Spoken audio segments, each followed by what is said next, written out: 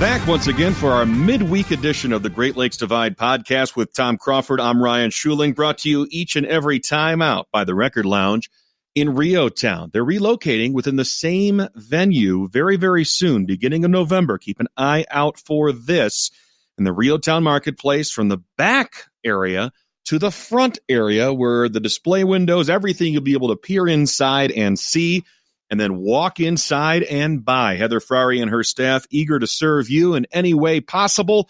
And if you have a special order you'd like to make, maybe in time for the holidays, she can get that way ahead of time for you. Just check them out on Facebook, The Record Lounge, like them there. Or once again, just stop by in person south of 496 in Lansing, down South Washington to the Rio Town Marketplace, The Record Lounge in Rio Town. Big weekend of Big Ten football. Now, the Wolverines will be stepping out of conference. We'll talk about Notre Dame coming to Ann Arbor and where this rivalry goes from here. It's the last time they're scheduled to play each other for quite some time, indefinitely, and we'll get Tom's thoughts on that. That's a 7:30 start time Eastern time on ABC, as the Notre Dame Fighting Irish ranked number 8 overall, Michigan number 19. Maryland is also at Minnesota. Indiana at Nebraska. That's almost a push on the betting line. Liberty visiting Rutgers in a battle of big-time programs there. Illinois at Purdue, trying to build on their win at home over Wisconsin, the Fighting Illini, and they're 9.5-point dogs in West Lafayette. Iowa's at Northwestern. Could be an interesting test for the Hawkeyes on the road. And, of course, the big one in the Big Ten, number 13, Wisconsin, reeling, you would think, after that road loss, an awful one to Illinois. Now they got to go to Columbus to take on Ohio State. That's a noon start Eastern on Fox. Then you can watch Penn State, Michigan State, 3:30 Eastern on ABC, followed by Notre Dame, Michigan, 7:30 ABC. So I guess the moral of the story, Tom, is you're not moving from your couch from noon till about 10 or 11 p.m. on Saturday. Well, for most people, yeah, who is not going to the game, I'm kind of I have that my strategy is kind of a little broken up because I got to get down to Ann Arbor for the Michigan Notre Dame game. So I think I'm going to leave probably a latter part of the Ohio State game with Wisconsin and get down there. So I'm in the box eating that extravagant buffet at the big house and sit down and watch on the screens in front of me, watch Penn State and Michigan State, at least that full second half. That's interesting to me. So that's right. You're going down to Ann Arbor for the game. I should have known that, but you're going to watch the first half of Wisconsin, Ohio State, see what happens. Maybe listen on the radio on your drive down. Good to know that your vehicle's back in working order, by the way, following up on that story. How's it running? It's running great. It stops really good. Good. The brakes are back. Tom Crawford can officially stop his vehicle. Stop. Hey, if it can stop 6,600 pounds, that's all good with me. That's all that matters to me. And then getting down there to Ann Arbor, and there's nothing like a late afternoon in the fall in October on the campus of the University of Michigan and Notre Dame coming to town, the crisp, cool fall air, maybe some cider in the parking lot. Don't know if it'll be loaded or not for Tom, but I got to get your reaction to the buffet that you just mentioned, because I've been there a few times in Ann Arbor myself at Michigan Stadium. Just how much better the food is at Michigan for football games than it was in the past. Well, when it was the old press box days, you had a couple of hot dogs and they looked like they'd been around for a few days. But this is different. This is a fully catered event. They have the full pregame stuff, which is a full meal. If it's a noon start, it's like a brunch, and if it's a 3:30 start, it's almost like a dinner. And then they have that's lead into the game, and then hot dogs and cookies and all that stuff at halftime. And then you go, over to Chrysler. It's interesting when you go to Northwestern, they feed you after the game because they figure, you're going to be a legitimate worker there in the press box because that's where the workroom is. So it's a different approach at Northwestern than it is at Michigan. Yeah, it's pretty nice. I mean, hey, Michigan's got the whole thing down with football except Big Ten titles. And another year, going to have to wait for that. Likely, although I did illustrate on Twitter, Tom, there is some mathematical gymnastics that both the Wolverines and Spartans could do. And it starts off, Michigan's got to be rooting for the Spartans on Saturday to beat Penn State. How about that? Well, I don't think that's going to be their focus. And that's such an unrealistic thing for Michigan. Penn State, when you lose, to a team in your division, you gotta end up a game ahead of them, and they're already 2 games behind them. I mean, it's just not realistic. But and I've been saying this all week with a variety of podcasts and things, that there's still a lot to play for Michigan. I mean, they run the table on this thing, and they're going to end up with a top 5 finish in the country, or at least top 7 if they run the table. Yeah, people laugh at me when I say that, but anything's possible. There's enough talent on this team, and if they played like they did that back half 2.5 quarters of that game at State College, they can compete with anybody. Now, Tom, I don't mean to get your hopes up, but you're right. Head-to-head tie, Penn State would win. However, if Michigan runs the table like you suggest, and Ohio State is involved in a 3-way tie with Michigan and Penn State, and they all beat each other once, it gets into some interesting tiebreakers. I'm just saying there is still a road for Michigan to get there. They just need a lot of help from the outside. No, I get that, and stranger things that happen. I remember vividly in 1990. Yep. Michigan was 3-3. They had dropped back-to-back game 1-point losses to Michigan State and to Iowa. Real close losses, both at home. 3-3. They run the table the rest of the way, and they have a share of the Big Ten title with Michigan State. And can't think of who the other one was. Might have been Iowa. Hey, it's Big Ten. Might have been Iowa. Yeah, it's a Big Ten title. Yeah. A Big Ten title is a Big Ten title, and a 3-way tie is not gonna help the Big Ten East. I mean, only one team can go to Indy, and that's the only way you can win a Big Ten title. So I'm not going to do the ifs, ands, and buts and all this stuff and play the mathematics. Okay.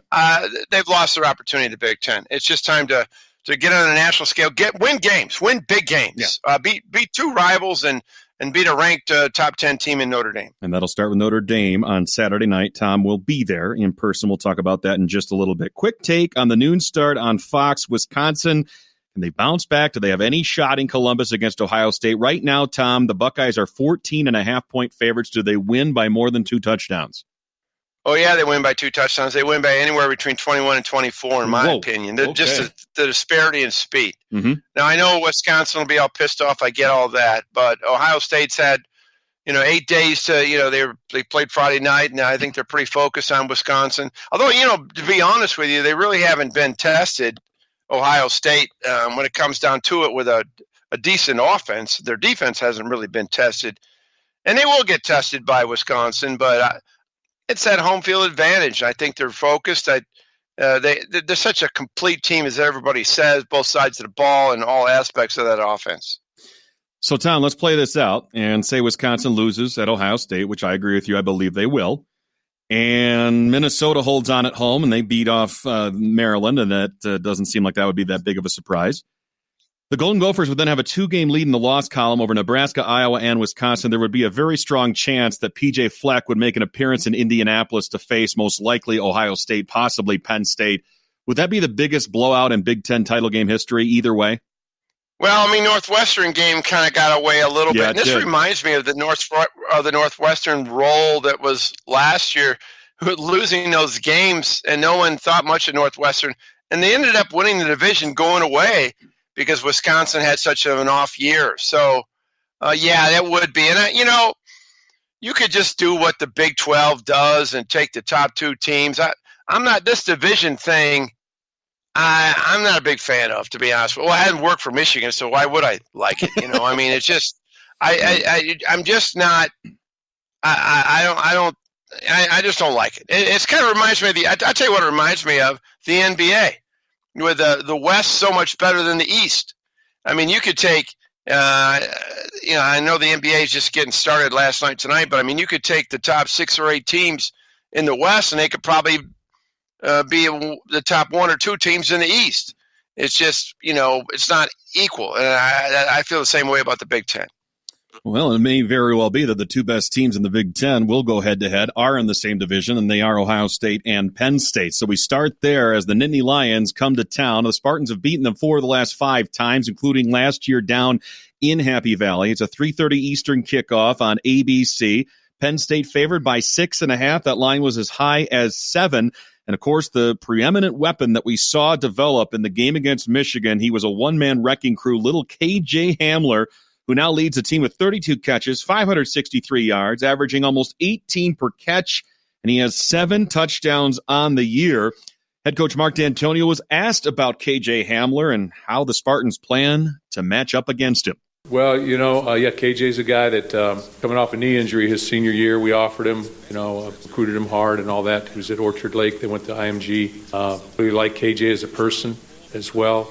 But he's been a dynamic player for them, especially the last couple of years. I think us losing Jalen Naylor for a time period is a guy like that, But KJ's been extremely productive. We look for that type of production from our guys as well. So I guess the answer to your question, we're getting some plays out of some of our guys, Darryl Stewart and different things. But KJ's a guy that's been electrifying thus far and has been a guy that can go the distance. So we've got to play.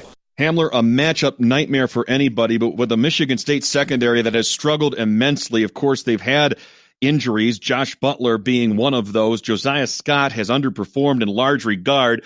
I look at what happened to a pair of very good corners for Michigan and the safeties trying to stay deep with Hamler and being unable to do so. This is a good defense for Michigan. For Michigan State, again, questions in the secondary. I have major concerns about this particular matchup, Tom. What say you, the Spartans trying to defend Hamler when Michigan simply could not? Well, Michigan did, with the exception of one play in the second half when they had this dysfunctional brain fart at the second level in the second half. You remember in that second half, they had stopped Penn State completely. Gave up one big play, and they had, Josh Metellus, a safety man up on KJ Hamler, one of the deepest threat in the Big Ten. I think Michigan State needs to put pressure on the quarterback. That's what worked for Michigan. And that's, that takes a little diciness. And, Kenny Willekes, who's, I guess he's had not quite the year people thought. I mean, he's got to remember not to line up in the neutral zone to start out with. But, I mean, if he can put pressure on Clifford, I truly think so. Boy, that changes the dynamics when you put pressure on that quarterback and get him in the uncomfort zone, if you will, and not let him go to the quiet space where he can set up. And I think that's the key element for Michigan State. And if they do that, I think they're going to, the weather might even be an issue now. We're seeing that rain might come into play at different parts of the game. So who knows? I mean, it seems like when Michigan State plays Penn State, there's always some element of bad weather.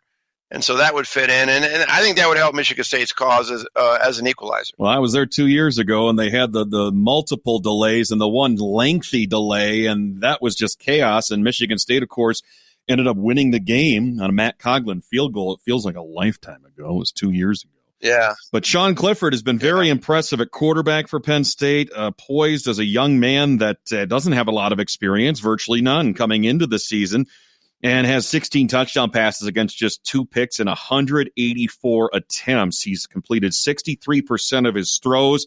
It's a Penn State offense that showed early and often against Michigan. The Wolverines made adjustments.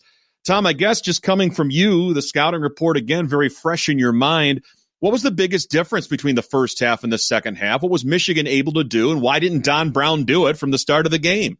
Well, in the first quarter, Michigan, the defense is pretty much dictated by Michigan's pathetic offense in the first half. I mean, they dropped passes, and I think that was part of it. And then, with Don Brown's defense, I think he's trying to do some, really risky things when he doesn't have quite the talent to take that kind of risk. There's not one element of zone defense. This is not the Bo Schembechler days of keeping everything in front of you. It's play press coverage, man up, and try to get to the quarterback. And they weren't getting to the quarterback early on until the second, basically. And they started with Cam McGrone. They started to do some blitzing up the middle, and they put pressure up the middle where quarterbacks hate it.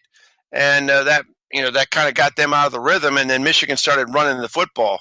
I mean, the best thing Michigan State could do is run the football. I mean, that's as simple as it can be. If you run the football, you suck the life out of the other team, in my opinion. And Michigan State's done this in the past in some of these key wins. Michigan ran the ball for 141 yards against Penn State, and that's one of their better outings all season long. If Michigan State can somehow magically throw a wand on that offense and get this running game going when you're down to maybe 1 or 2 backs, I guess that's the magic formula for Michigan State. They're going to stop Penn State. Man, that's the thing. My biggest concern coming into this game, I cannot remember. I know it's been some time since this Michigan State defense, vaunted as it's been recently in the past with the no-fly zone. You can go all the way back to 2010, this entire decade.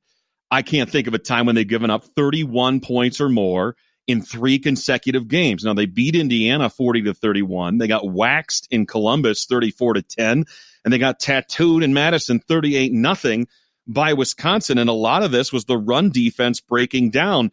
So I'm trying to think of a schematic attack that Mike Tressel could come up with. You're suggesting pressuring the quarterback. They've not been able to do that very well, unfortunately, and very disappointingly, with just their 4 men up front, which you would figure the Panashuk brothers, Raekwon Williams, Kenny Willekes, they'd be able to do that without the additional help of a blitzer, let's say Bocce or Simmons, or maybe coming in off the corner that we see a lot of teams mixing it up and trying to do to Michigan State. So, Tom, what would they be better served doing, Michigan State, trying to drop back in coverage, maybe bracket off Hamler, keep everything in front of them, kind of something like you were saying just before, or pinning their ears back, letting it all hang out, maybe bringing 7 on a blitz and trying to make Sean Clifford's life uncomfortable?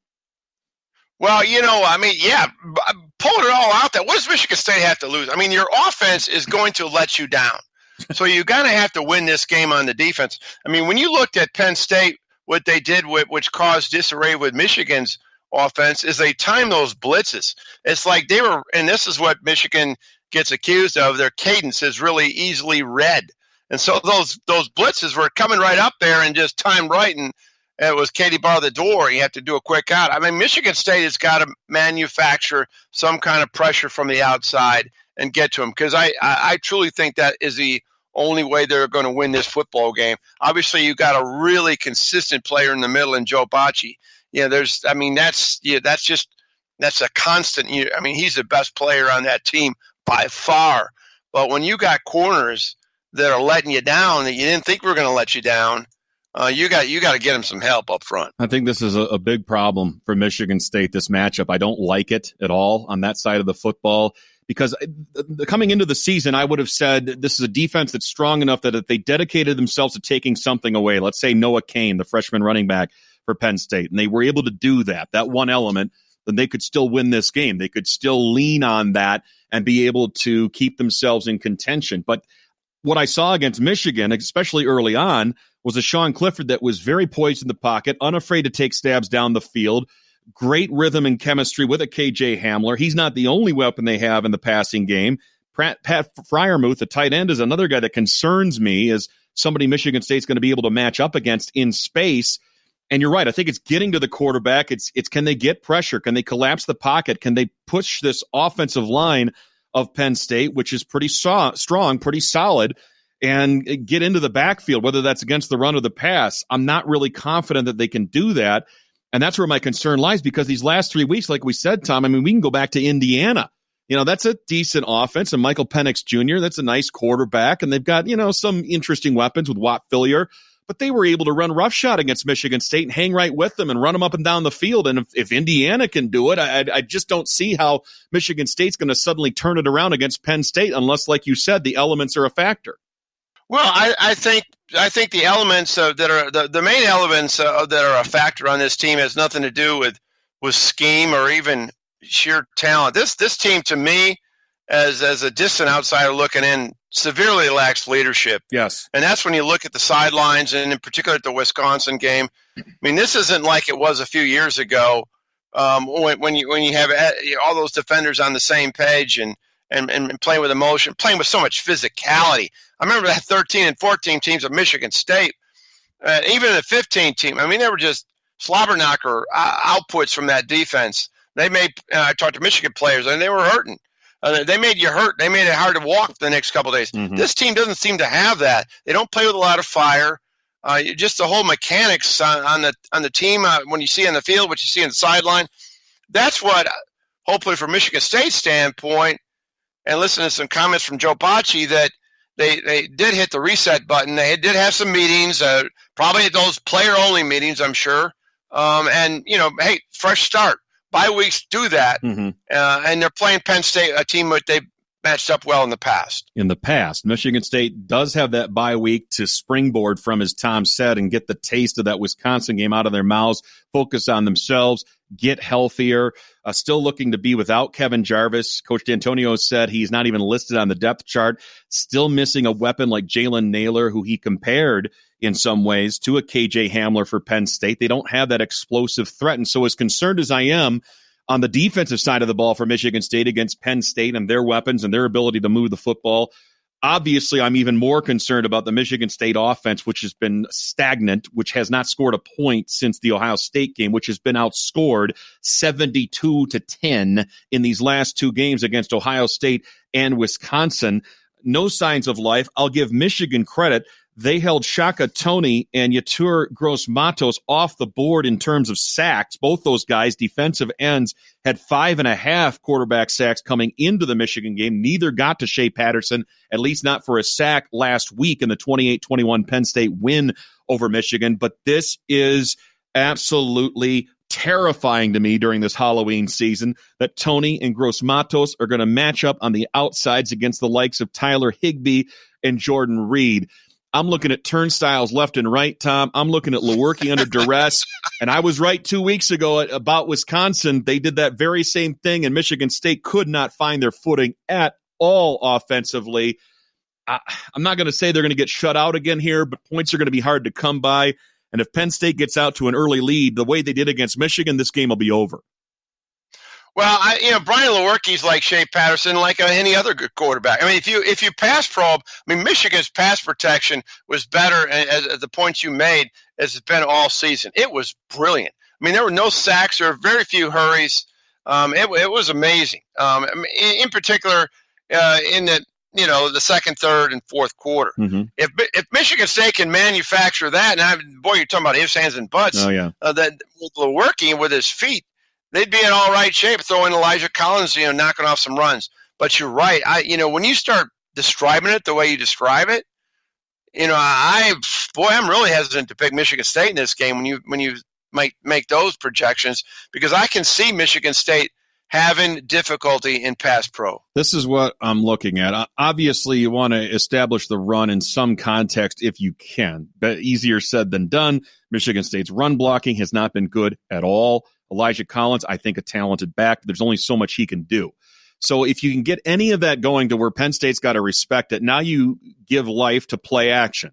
And with play action for Lewerke against these defensive ends, against this pass rush by Penn State, I believe you got to get him out of the pocket. You can do a waggle. You can do a play action where he rolls out to his right or to his left, curls around, and you have crossing patterns coming with him going in the same direction. And I just think you have to have a lot of that if you're Brad Salem. A lot of motion on offense, a lot of misdirection. You got to come up with something. You got to be creative. You got to have some splash plays, and you got to be able to develop them. Maybe a flea flicker here. I don't know. Like you said, there's nothing left to lose for Michigan State at this point. It's pedal to the metal. Reach into your bag of tricks. Use them all. Who cares? And see what you can come up with. Throw something against the wall. See what sticks. But this is an uphill climb from the very get-go for Michigan State, Tom. And I guess we'll get to the predictions now with Penn State, a 6.5-point road favorite. I'll get your prediction first. It seems like you were leaning toward Michigan State, but this has been dangerous territory for you recently. Yeah, I've picked Michigan State too many times. I mean, I don't, how I thought they were going to beat Wisconsin. I didn't think they were going to get, I thought Ohio State would roll them, and they did. But initially, I was thinking about Michigan State, and I've been thinking about Michigan State all week. But I think you threw out that defining moment for me, Ryan, when you described those DNs from Penn State. So I'm going to go with the Nittany Lions, not playing, maybe getting a little hangover, maybe a little full of themselves after that win over Michigan and that whiteout. And it'll be a fourth quarter game, but I see Penn State winning this game neighborhood of 21-17. That is still a Michigan State cover. So you're in the books for the Spartans there on 6.5 points. I got Penn State going away, and I don't even feel good about Michigan State in the point total I've just picked. I want it to go down, but I'll leave it where it is. Final score, Penn State 28, Michigan State 17. I don't know, again, that they'll get to double digits in this game. The offense has been that poor, that pathetic, that helpless these last 2 weeks against very good defenses in Wisconsin and Ohio State, but I just don't see them being able to hang with Penn State, conditions being a factor or not, and we'll see what happens with that. Yeah, we all know it's going to be a challenge for Michigan State, and they're the underdogs and nothing to lose. But they got to win this game. if I'm if I'm in that locker room, if I'm part of that program, we've got to win this game to turn this season around. I'm thinking this: if they do lose this game, and they could lose this game, and most people think they'll lose this game, I'm really hesitant to wonder where this season's going for Michigan State. They might get beat by Illinois.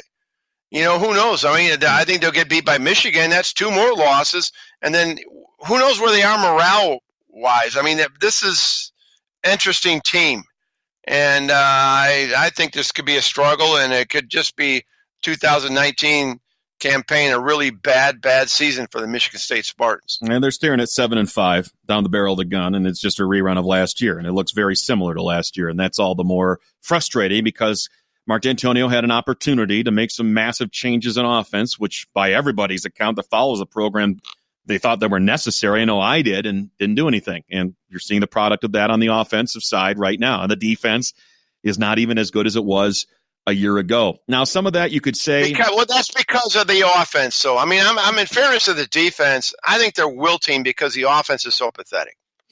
Could be. Maybe it's a cumulative effect going back to last season is carrying over. And and some of it's psychological. Absolutely. No question. Well, the transfer portal has claimed 6 Spartans going into the stratosphere somewhere. We don't know where exactly because it's kind of that nether region. It's a purgatory state.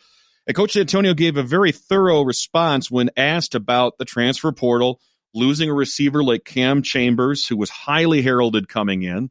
This guy was a 4-star recruit by several publications out there, barely touched the field playing for Michigan State, and was a very good student in the classroom, attending law school, already had his degree, will qualify as a graduate transfer, can play right away somewhere else next season. Here's Coach D'Antonio on his view of the transfer portal, both now and going forward.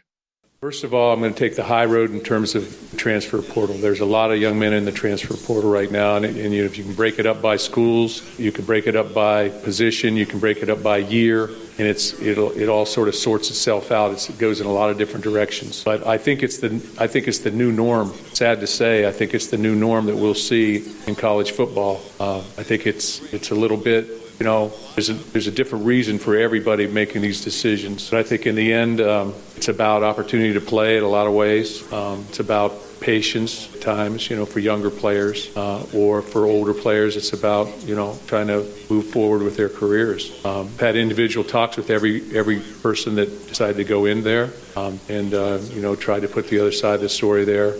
So my take on it all is always going to be take the high road, wish the best for those individuals as they move forward in their football careers, and then try and make ourselves better, to be quite honest with you. When your scholarship opens up, you try and make yourself better. You try and improve your quality of play. And some guys have played for us and are looking for bigger roles. Some guys, quite frankly, haven't played for us and are looking for opportunity to play elsewhere. And that's the way it's gone. And it's probably the way it goes for everybody in America right now. So one of those things that I think is probably here to stay, and you have to deal with it as a head football coach and as a staff. You really have to look at recruiting and say, okay, you have a guy that's responsible for the portal. I think that, the day when I looked at it, there were 344 names in there. So that's a lot of people. Now, where are all those people going to go? I'm not quite sure, as I said earlier one day. But, do the best I can and take the high road in this capacity. And I appreciate what those guys did for us when they were Spartans. So my question to you, Tom, is here is Michigan State having lost 6 players. This compounds the fact that they've had a struggle through the midway point of the season at 4-3. Is this a red flag for you as you watch the Michigan State program with all these defections, or is this just simply part of the modern college games and every program is affected almost the same?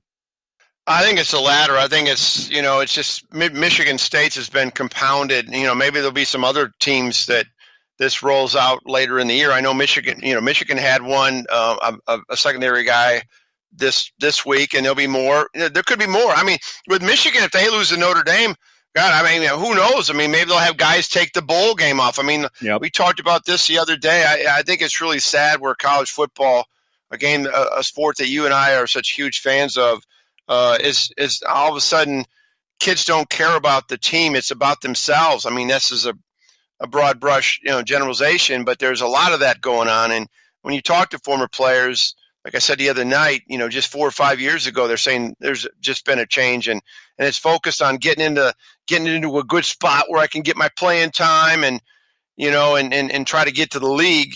For some of them, I just don't understand why. So Michigan State hosting Penn State, the Nittany Lions climbing in the rankings with Wisconsin tumbling. They're number 6. It's a 3:30 start on ABC. The Spartans 6.5-point dogs. I've got Penn State winning and covering going away. Tom's got the Spartans covering by 4 points, 21-17. I got the Nittany Lions with one more touchdown at 28-17. Quick note on basketball and some bad news for Michigan State, really threefold. We'll start and go in ascending order from the not so bad news to the really bad news. Kyle Arns tweaked his ankle, and we know he's had problems with injuries and staying healthy in the past. It's something to keep an eye on, but he should be back in relatively short order. We'll see. In between that, Michigan State got bad news on Joey Hauser, the transfer from Marquette. Their initial appeal to the NCAA to have him instated as eligible for this upcoming season, kind of short-tracking him, has been denied. They have filed a second now appeal of that decision with further information bolstering their claim, and we'll see where it goes from here. I made the comment in our last podcast that if Hauser was on the roster, hands down, Michigan State winning it all, I'll guarantee it. And it looks like the chances are better that he won't play this season than he will, which especially in light of the final bit of bad news, it always comes in threes, right? Josh Langford apparently re-aggravating the injury that kept him out for the balance of last season. And if you want to kind of gauge how severe this potentially is, here is how Tom Izzo broke the news to the media just yesterday. At 7 o'clock last night, I had the hardest part of my job. I had to sit down with Josh Langford and the doctors and find out that he has resurfaced the problem in his foot, and he will be reevaluated in January, but he's going to be out. And the kid has been the most selfless, greatest attitude, committed kid. He's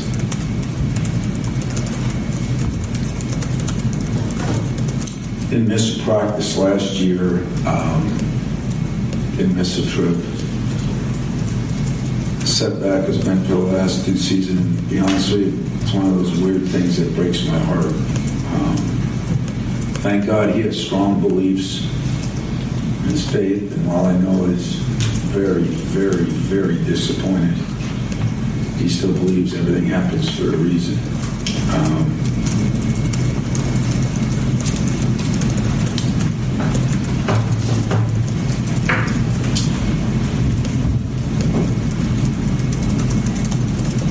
Josh Langford. He's one of those guys that has given me everything on the court, off the court, in the classroom. Like almost nobody I've had. He's handled everything a lot better than I would have handled it. And now my job is to support him in every way I can, including the hours last night.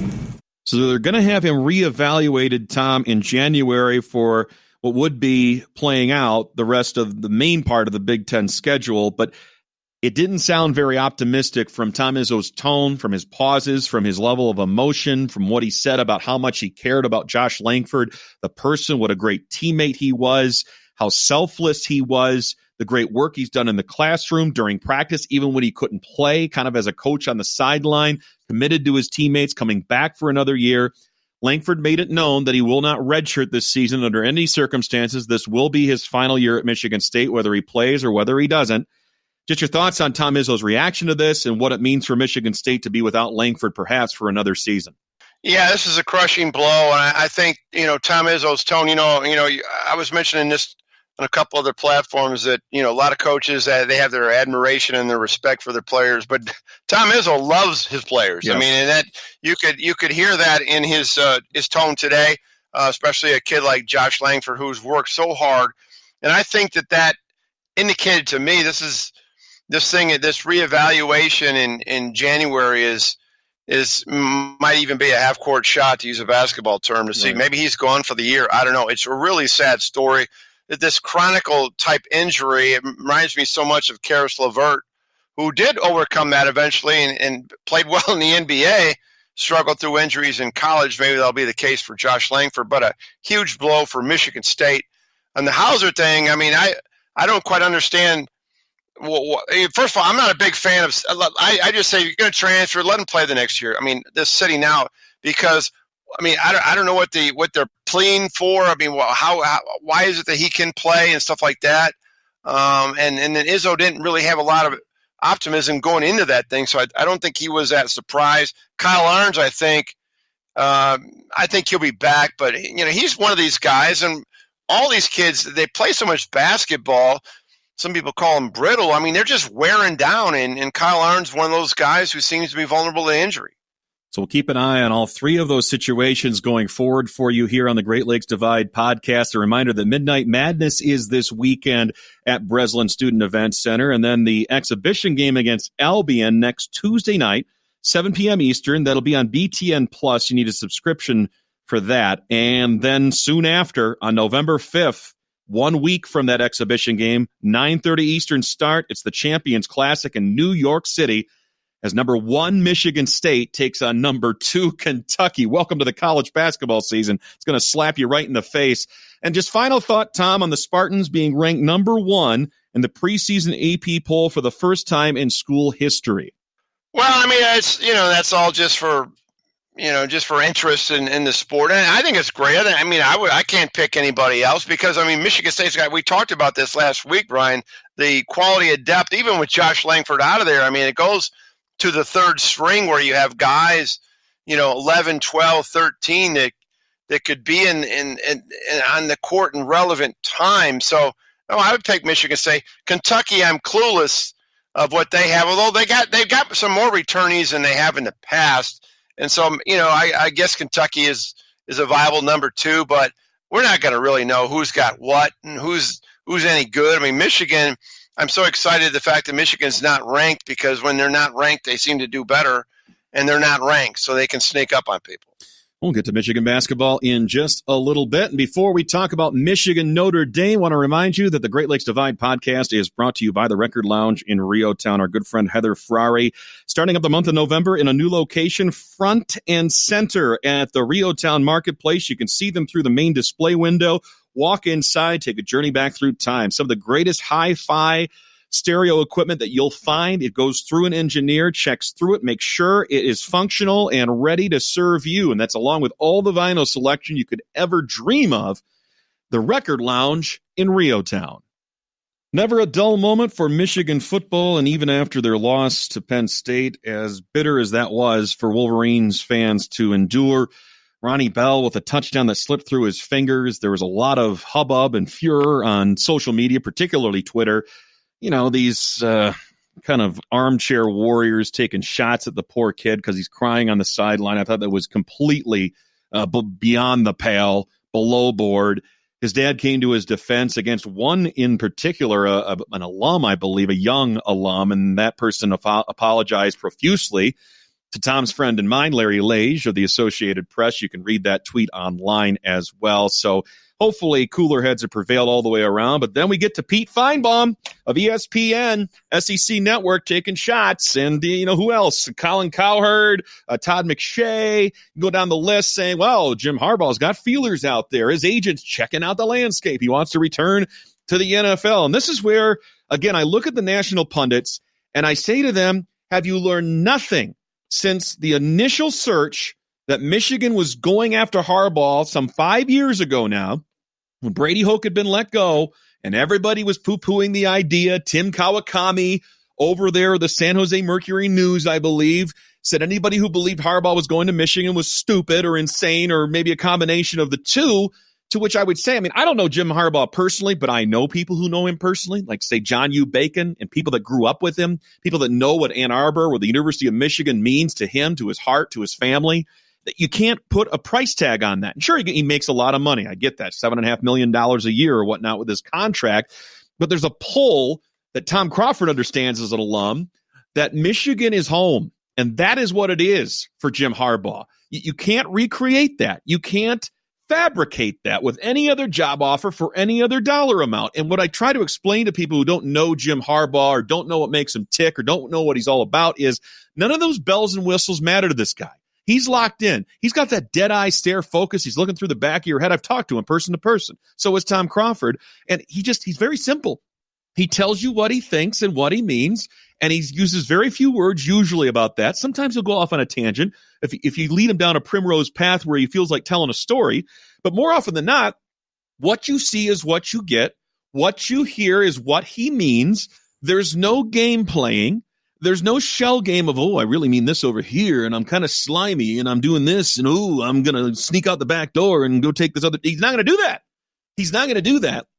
And he said as much. This is Sam Webb, who tweeted this letter out that went to Wolverine players' parents. He said, and I'll read it right for you. Dear parents, I'm reaching out to let you know that the recent claims that I am, quote, pursuing an exit strategy, unquote, are total crap. It's an annual strategy driven by our enemies to cause disruption to our program and to negatively recruit. By the way, I don't even have an agent or representative, in quotes. I am committed to your sons, their education, and to their development as football players and people. Please excuse the informality of this letter, but I felt that it was important to get this out to you as quickly as possible. Feel free to reach out if you have any questions. Happy to discuss. Go Blue, Jim Harbaugh. Now, that first paragraph, Tom, reads very similarly to a President Trump tweet with the quote marks and everything else. But just your gauge of this situation, you got to be exhausted by this. It happens every year, and these national pundits come out with these rumors that have no basis in fact, and Jim Harbaugh's got to respond to them. You know, Ryan, all you got to do is Google, get on Google and say Harbaugh rumored to leave Michigan. And what pops up, you'll see the same storyline, pretty much the same time of year, maybe October in 15, 16, 17, 18. And now I've seen it now. Every year, it's the same crap. Different little angle, but, you know, he's going to go to the NFL, blah, blah, blah. He's a polarizing figure that some people are upset with. This Wally Cox looked like Geek Paul Feinbaum, who seemingly, for some reason, hates Jim Harbaugh. It's all his focus is on Jim Harbaugh. I don't know if Jim Harbaugh said something to him that hurt his feelings or what, but came out today and said he basically attacked the University of Michigan. Now he said anybody that the University of Michigan is, quote unquote, downright sick to be tied to adhering to Jim Harbaugh remain as a football coach. Look, people don't realize, and a couple other national people have noted this as well, it's not like Michigan's been rattling off national championships. And, you know, I mean, there's been 10-win seasons. And, you know, Jim Harbaugh is in his fifth year. We're disappointed. But this year is not over yet.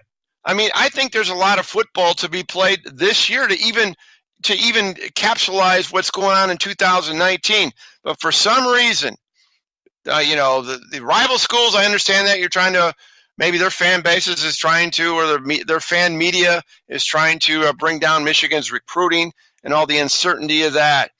But I've never seen a guy who people are obsessed with more than Jim Harbaugh. I mean, you look at Get Up in the Morning, you look at, you know, Around the Horn. Yep. He's a talk piece every freaking day. And it's not like he's flamboyant out there and asking for it. He didn't have his demonstrative moments in his press conferences. I don't understand why he's so polarizing, to be quite honest with you. I don't either. I honestly don't. And when you're picking on Jim Harbaugh, and this is what I want to get from you two as well, Tom, is it's an annual strategy driven by our enemies. Now, I guess he's talking about the collective of teams, maybe D'Antonio, Michigan State recruiting against him, or even Ryan Day down there at Ohio State. But is he talking about the media too, do you think?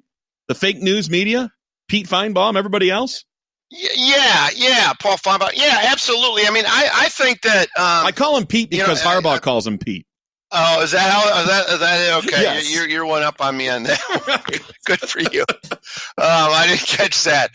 I've talked to Dave Abloff, who is the associate AD of media relations for Michigan, and you know he's basically stands next to Jim.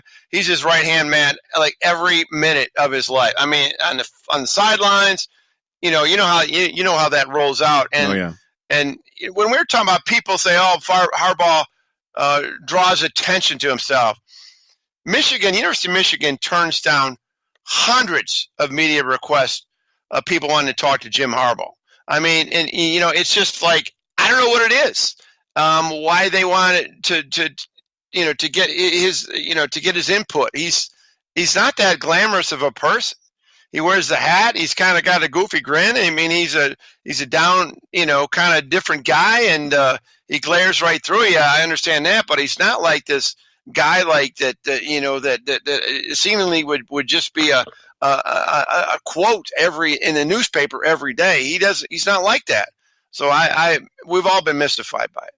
Well, that's another thing that really ticks me off, and I could speak freely here. I can say I'm a personal fan of Jim Harbaugh. I mean, neutral as I am, having grown up a Michigan State fan, but having grown up around Ann Arbor as well and remembering his playing days. I don't get the personal animus from so many people. He rubs you the wrong way. I get that. He's a bit odd. He's off. Yeah. He might be somewhere on that spectrum between Asperger's and autism. I don't know. But he's not all there. And that is illustrated in the Andrea Kramer HBO special that was done, which was very illustrative, I think, of what Jim Harbaugh was. This is a poor kid growing up. He didn't have any friends. John and his brother kind of, but he would have to invent games. He would describe this, where he would go down to one of the buildings by where he grew up, have a tennis ball, make up a game, and have to play that game by himself. I feel bad in a lot of ways for Jim Harbaugh. I don't think a lot of people are on his wavelength that can communicate with him, and that could include his own family. That could include his dad. Oh, he's abnormally intelligent. Yes, his dad's very engaging. Now, I it might be overstating a little bit. He didn't have any friends. He had friends. I mean, in college, I've talked to people in the 85, 86 team. He wasn't like this guy out on an island. I mean, that wasn't him at all. Mm-hmm. But yeah, he is different, and I mean, he loves Michigan. And the other thing is, he wants to win as bad as anybody. Very driven, and when you listen to him break down football, I mean, he knows the game. He knows the game incredibly well. Oh yeah. And I don't get it. I don't get it. But those people that make up those things and post things and call them Harbaughs and all that stuff. I don't understand it. Now I know Michigan State people were not happy, after the game last year and the Monday presser, and they're kind of got into a pissing match between Harbaugh and Mark D'Antonio, and that will come up on November 16th, the week thereof, leading up to that game. There's no question about that. But other than Michigan State people, because it's the rival, I don't understand why these other people are after him. Well, that's what I'm saying, Tom. I don't get that. That's what I'm saying. I mean, the rivalry is one thing, Michigan State, or even Michigan, Ohio State. Absolutely. That's understandable. But when these media types hone in on a guy like Harbaugh, and I'm not going to say he's squeaky clean, but he's pretty close. He doesn't have a lot of off-field controversy, either personally or with his players. I mean, you could count on one hand. But meanwhile, you're letting guys skate by like Urban Meyer, who goes disappearing into the mist again in very clouded circumstances with his domestic violence, assaulting assistant coach. You can go to Les Miles and some weird off the field stuff going on with him. And we can go back to the Michigan days for that one. We can talk to Lloyd Carr about that one. Or how about Nick Saban? Or how about anybody else that's experienced success, maybe with the exception of Dabo Swinney? Brian Kelly, a kid died on his watch in a video tower. No, oh my God, I forgot about that. Oh no, I mean, there's a lot of people, but for some reason, and his kids don't get in trouble. I mean, for the most part, good kids. Yeah, so I mean, it's just, I think it's chic to bash Harbaugh. Maybe it's get to be one of those trendy things. Stupid. And people, a lot of people are jealous of people who have success and the beautiful wife and all that stuff and a lot of money. That's just kind of the way that rolls. You're telling me that Paul Feinbaum can't get the chicks that Jim Harbaugh does? Well, no, I mean, I don't know what Paul Feinbaum's wife looks like, but I bet she doesn't look like as good as Sarah Harbaugh. I'll tell you that right now. That's what you come to the Great Lakes Divide podcast for, right there, breaking it down on every front. Let's get to the Notre Dame game here. She's pretty attractive. I will say that. Well, there's no doubt about it. That's empirically established scientific data. Absolutely, 100%. That's not even an opinion; it's just a fact. And there's no arguing it. But here comes Notre Dame, and I've been going back and forth on this game, and to tell you the truth, so is Vegas, Tom. Michigan opened as a 4-point favorite. Now Notre Dame is favored by 1. It's a 7:30 start at the Big House on ABC. 8th-ranked Fighting Irish against the number 19 Michigan Wolverines. First things first about the rivalry, I was going through, and maybe you can correct me if I got the wrong sourcing here, on FBS schedules online, Michigan Notre Dame this year, and then I don't see them playing again ever. So what's the status of the rivalry, Tom, as far as you know, the people that you've talked to in reinstating this and getting them back on the field together? Well, I think, this has happened in the past where it seems like, they're not going to play, and then all of a sudden they squeak a game in there a few years later. Right. I mean, the beauty of the Michigan Notre Dame game has been the Cold War aspect of it. I mean, I was in school in 1978, my senior year, and went down to South Bend for that Michigan Notre Dame game, and it was, that was the year that there had been a 30-year drought in these teams meeting. I think it was since the 40s. That was a big deal, and you had 2-story programs, and so I don't know what's going to happen, but I mean, Michigan and Notre Dame, 2 winningest programs, and in terms of total wins, I know they've been playing forever, and then you get all the historic elements of the Michigan students taught Notre Dame students the game and all this stuff. So you hear all this historical element, and but it brings out. I mean, they're both polarizing schools, and people hate Notre Dame. I mean, people hate Michigan, even though it's a public university. They're hated beyond the regional hate, the rival hate, and the same thing goes with Notre Dame. I mean, it's you either love them or you hate them. There's no middle ground on Notre Dame. Tom, one of the things I admire most about you is your uncanny memory for games and details and players and names and scores and years. So you go back to 1978, and now we're flash forward over 40 years from that. What is your personal favorite Michigan Notre Dame memory? Well, there's actually been more disappointments than there. Reggie Ho, anybody? That first one, the 28-14 win. Michigan was down 14-7 in that game, and then touchdown pass to Doug Marsh and Ralph Clayton, and Michigan got their offense going a little bit, play action. That was actually Rick Leach versus Joe Montana. Oh, wow. How's that for a couple of big-time names? And obviously Joe Montana had the more illustrious professional career. Rick tried baseball and didn't really work out as long as, and Joe went the football route, and we know the history on that. So it's a magical place down there. The game's up in Ann Arbor. I mean, there's been some, I always gravitate towards the negative things. A blocked field goal in 79, Rocket Ismail with his 2 touchdown, kickoff returns, and that rain in 89. But I do remember this game. My favorite game is 91. The year after they lost 28-24 down in South Bend, Desmond Howard went flat out on a 4th down and 1. Elvis Gerback to Desmond Howard. This play probably won him the Heisman Trophy, along with the punt return against Ohio State. Those are those 2 plays that stood out in 91, but got him into the conversation early on, flat out touchdown, and that was a 24-14 win for Michigan over Notre Dame, the 91 season, a Big Ten champion Michigan Wolverines that year.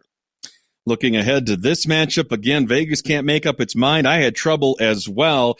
Notre Dame, who have they played? Who have they beaten? And what can you tell from their current record at 5-1? Well, they won at Louisville 35-17. Okay, they blow out New Mexico in South Bend 66-14. Chalk that one up. They play Georgia tough on the road, falling by just 6, 23-17 between the hedges in Athens. But then Georgia lays an egg against South Carolina, which was only trumped by Wisconsin's loss to Illinois as one of the bigger upsets in college football this year. Notre Dame then rattled off 3 straight wins, 35-20 over Virginia, a team that appears to have been very overrated.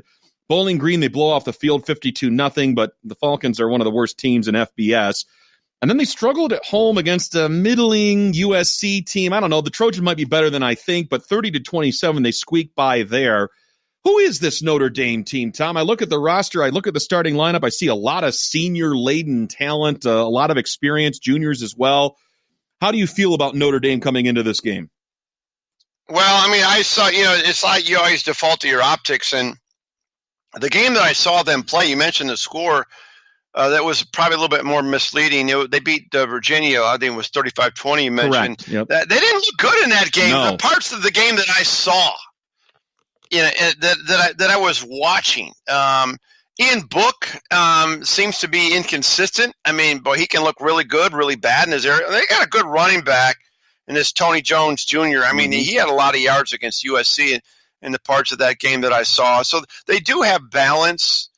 And they have experience, and Brian Kelly maybe getting better as a coach. But no, they don't wow you by any stroke. Michigan should win this game. You're at home. You got as much talent as Notre Dame. You're at home. You should be pissed off as hell. And Notre Dame beat you last year. It's time to even the score. So I'm expecting Michigan to win this game and by double digits. Wow. Ian Book, of course, the very talented and experienced quarterback for the Fighting Irish. He has 14 touchdown passes on the year against just 2 picks, a quarterback rating of 157.5. That is elite. He's completed 63% of his passes.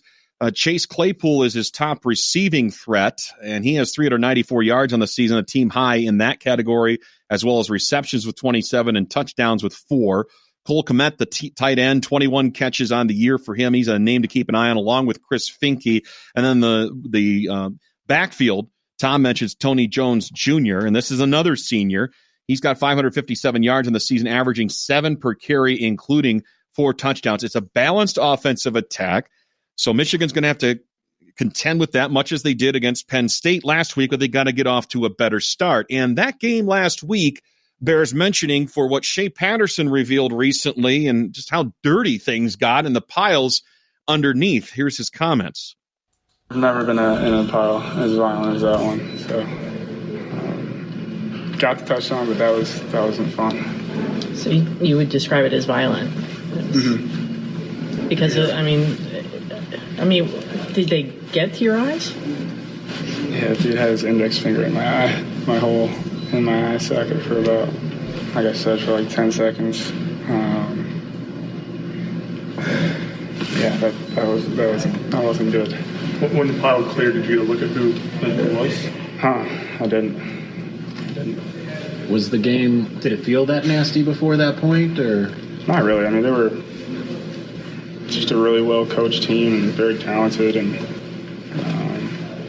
awesome environment. But no, nothing like that up until that point. So some eye gouging, Tom, and I don't know, maybe this will light a fire under Shea. Again, I thought he was very solid in the game against Penn State. I think he didn't lose his bearings, no matter how many eyes got gouged out for him, but kept his team in the game, had him in position to tie it, threw a pass that was good enough for Ronnie Bell, hit him in the hands and the chest. Not sure what more Shea could have done.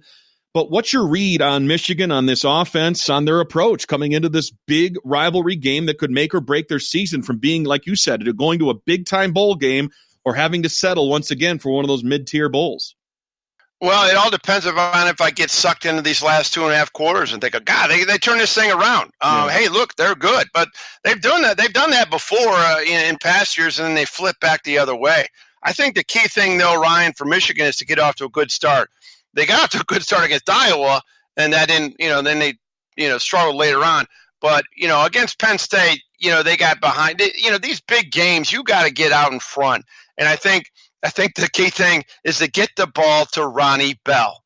Make him make that first catch and get that crowd ignited. Yeah. Let me tell you something. You get the ball to Ronnie Bell, say he catches a drag pattern or something, 15, 20 yards, that place is going to go crazy. It will. And I think that's the kind of thing that Michigan needs. A good start, get that crowd up there and get them ramped up, because that crowd's hurting as well as that team is. And to get them thinking, hey, this is going to be a special night here under the lights. And that's why I'm thinking that Michigan's going to win this game 24-14. I'm going historic on you. I mentioned the Desmond Howard game, 91. Ricky Powers had a big game running, 24-14. I'm feeling the same score. That's what I do. I reach back to old scores and pluck them in. But I do think it's a double-digit win for Michigan. Yeah, there he goes. 24-14 is Tom's prediction. Notre Dame, a 1-point favorite. Now, he and I were both down in South Bend a little over a year ago when Michigan started its season against Notre Dame. That was a loss, but they would rattle off, of course, 10 consecutive wins before falling against Ohio State in breathtaking fashion and then losing their bowl game and finishing out a 10-3 campaign. So revenge on their minds with Notre Dame repaying the visit. I just think the Irish are going to do just enough, though. I'm going to take that winning score of 24 and steal it from Tom. I'm going to paste it on the Fighting Irish, though, and I say they beat Michigan 24-20. Now, maybe this is a good thing for Michigan fans out there. Maybe I'm giving you some reverse karma here, but I've been pretty good picking Michigan this year against the spread at 5-2. Tom's 2-5, but maybe water finds its level. Maybe Tom wins this one and I don't. I just truly think this game is a coin flip. Tom, you're leaning Michigan heavily by 10. What gives you that confidence against a team, once again, a year ago that's even more experienced now in Notre Dame, who handled Michigan in South Bend? Well, because I think this team is bright enough and motivated enough to realize, I mean, this is the best way to get last week out of their mind. Now, I guess I'm assuming that they're not going to be downtrodden, the fact that the Big Ten title is out of the realm. But when you're playing in a national TV game against Notre Dame, Michigan, Notre Dame, I mean, it's so much better to have Michigan playing Notre Dame after that loss than playing Rutgers. You know what I mean? Yeah. I think getting off to a good start. You referenced that game last year. What happened? Notre Dame took the opening possession, went right down the field against that defense that people have been raving about all summer long, how great they're going to be. And I think that's what Michigan's going to do to Notre Dame. I think they're going to move the football. I think Shea showed some toughness, some grit. His offensive linemen really respected what they saw from him, that grit. And I think he's made a turnaround. And so goes Shea Patterson. So goes the Michigan Wolverines. All right, so those are our picks for this upcoming week. Overall in the season, I'm 7-7. Tom is 6-8. And once again, we both have Penn State beating Michigan State. Tom's got the Spartans covering. I have Penn State covering the 6.5-point spread by 11. And I've got Notre Dame over Michigan by 4, 24-20. Tom's got the Wolverines bouncing back at home with a 24-14 win over the Fighting Irish. Finishing up with Michigan basketball, let's get a couple of bites here that Tom was able to obtain going down to Ann Arbor for Media Day. First year for head coach Juwan Howard. Of course, the Fab Five reunion tour coming back, hopefully bringing everybody together along with it. The long-awaited reunion of Chris Webber and Jalen Rose could just happen in Ann Arbor. I predict that it will.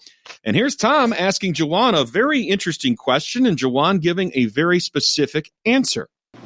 Juwan, I know you can't talk about recruiting specifically, but can you kind of give us a flavor of your dining room table sales pitch to a family of a kid who's coming here to this program, what this program is identity-wise, the style, play, on and off the court, everything that goes with it? Well, Michigan, this block in right here, it's a beautiful university, one of the best institutions in the world.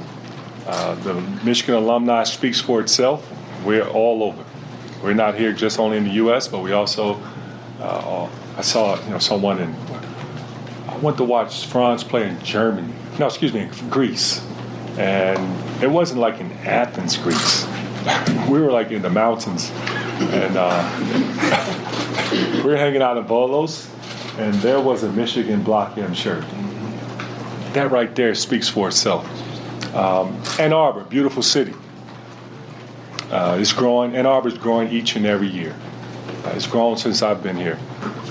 The energy of the art shows. I wish I could go to an art fair. I haven't had a chance to this year because of the rain, but I will attend it. Talk about the restaurants. Now, I've been to quite a few restaurants here in Ann Arbor. I love food. Great education. The education speaks for itself. You look at Stephen Ross Business School, one of the best in the country. Our engineering school, law school. Do I have to keep going? Our staff. We have a staff that really cares about the student athlete. It's not always driven about just basketball. We want to help develop our young men to someday, when we give them back to their parents, become a man. And that entails not just working with them on the court, but also off the court, because we are a family university. That's what our culture is built on. That's what this university is built on. We have an amazing athletic campus, you would say. PDC, Chrysler, ranks up there at the top, some of the best universities in the country. We have every resource that our players and our students can ever ask for. And we have me. So it is. What is the difference in approach for Juwan Howard? Where does he turn the program? Where does he pivot the program from where it was very successful under John Beilein, but make his own mark, put his own stamp on it, bring the NBA experience that's going to sell in a lot of recruits' living rooms with parents? Hey, not only did Juwan play the NBA game, he coached the NBA game. There's a lot of gravitas there. And, of course, his legacy personally at Michigan. There is a lot to like. And Xavier Simpson also commented on this when Tom tweaked him a little bit, asking him about Michigan State. Listen to this. It's kind of funny. Xavier, with Michigan State getting a lot of attention, obviously a national championship and Big Ten. I mean, do you like the idea of being kind of hanging in the weeds for, not getting a lot of weeds? I kind of just keep out. I just kind of focus on what's here. I don't know if we're in the weeds or we're at the center of attention. I just focus on here. Just focus on your program. Don't look at anything else. I'm not a big fan of looking at other programs and things like that. I like to just focus here. What are your expectations coming in for this season? Right now, we're just trying to get better 1% every single day. Make sure we capitalize on all steps, not missing no steps, and shortcutting anything. That's what's important right now. And the biggest transition from Coach Beilein to Coach Howard for you personally in your position? It's a big transition, but then again, this is what I signed up for. No one said he was going to be my head coach for 4 years, and it was not promised. So I'm just blessed to have an opportunity to play with some different coaches while gaining the experience that I gained from Coach Beilein, which is tremendous. And I'm excited to see what it brings to the team. Well, Xavier doesn't know anything about laying in the weeds, but Tom, just your finger on the pulse, taking the temperature of this Michigan team, your thoughts on what you heard from Juwan Howard, from Xavier Simpson. We'll have more from these guys coming up in our weekend podcast as well. But just a lot of unknowns heading into this season for Michigan. It's exciting in a way, but it's a little concerning in another, I suppose. Yeah, with the recruiting question, I just wanted to know what the identity of the program, and I think it's going to be similar to Beilein's, but just the style of play is going to be a little bit different. I mean, they're going to run a lot like Beilein's team, but I think there's going to be more post work, and he's working specifically with John Teskey, talking to John and some of the fours down there, including Brandon Johns, and we'll talk to him. We got some bites on that we'll speak later in future weeks, but I think it's going to be more of a balanced attack offensively for Michigan. And then recruiting wise, I mean, that night I was there, that was last Thursday. That night, Michigan got its highest ranked commitment probably since Mitch McGarry, Isaiah Todd, 6'10" kid. Mm-hmm. They took him away from Kansas, which, who'd want to go to Kansas in this situation now? But that was a huge get, 6'10" guy, big guy, a marvelous talent. And so he's recruiting. He's going to recruit well. And he's proud of that Michigan brand. And so I think he's going to be just fine. It's just going to be a different style of play in a little bit. And the reason I yanked the chain on Xavier Simpson, because Xavier's he's a fun interview because he's got a little, snarkiness to him, and he's fun to see his reactions. I just wanted to get his visual reactions. I took some video from him, and he rolls his eyes when I bring up Michigan State. Trust me. He doesn't like Michigan State. And that rivalry between, I'm sure there's respect there, but that rivalry between Xavier and Cassius Winston is going to be pretty awesome for a fourth year this year. I'm looking for those matchups to be classic. Finally, a couple minutes that we have left here, Tom, we get an update on Franz Wagner's injury. He's going to be out 4 to 6 weeks. You and I have been discussing Brandon Johns, and he's in a walking boot, been spotted by a reporter for the Michigan Daily, the student newspaper, in a walking boot with a sprained ankle. Just what this means for Michigan getting out of the gate. Their first exhibition coming up Friday, November 1st against Saginaw Valley, and then the following Tuesday on Big Ten Network, Appalachian State. A manageable non-conference schedule. They'll start it off with the Gavitt tip-off games against Creighton, and then onward and upward in the Bahamas with Iowa State in a tournament there. A quick read on Michigan, these injuries, and what it means for the Wolverines. Well, the Brandon Johns thing, I really haven't got any follow-up on that, and I assume that's not going to be a big deal. I would have heard more about that, and these injuries happen. Injuries in basketball seem to be more prevalent than ever. Mm-hmm. The Franz Wagner is a wrist thing that did not require surgery, 4 to 6 weeks. Actually, Tim McCormick was quoted as saying this might be a better thing for him to sit and digest the game. He's a great shooter. I saw him. I mean, he can hit it. But he's different than his brother. I mean, he's a fluid 3, and so it'll be interesting. Adrian Nunez will probably get some time early on, maybe get some development. But I don't think the injuries are so far, knock on wood, are going to be a big issue for Michigan. Not like to the level of lose, a Josh Langford like Michigan State. And we'll have much more on the basketball side for both the Spartans and Wolverines coming up in our weekend podcast, as well as reflecting on the results from this Saturday's games. It's a doubleheader on ABC. The early game, number 6 Penn State at Michigan State, 3:30 Eastern start time. And then the nightcap under the lights at the Big House in Ann Arbor, 7:30 kickoff in the Eastern time zone, also on ABC, as the number 8 Notre Dame Fighting Irish take on the number 19 Michigan Wolverines. That'll do it for us. From here for now, for Tom Crawford, I'm Ryan Schuling, signing off on the Great Lakes Divide podcast. The music you hear, Marvin Gaye, Going Out, brought to you by the Record Lounge in Rio Town. Our thanks to Heather Frary for her support of this podcast, and for your support. Tell your friends, subscribe, download, listen. We'll be back once again Sunday morning to recap the Saturday games. Until then, enjoy the weekend, everybody.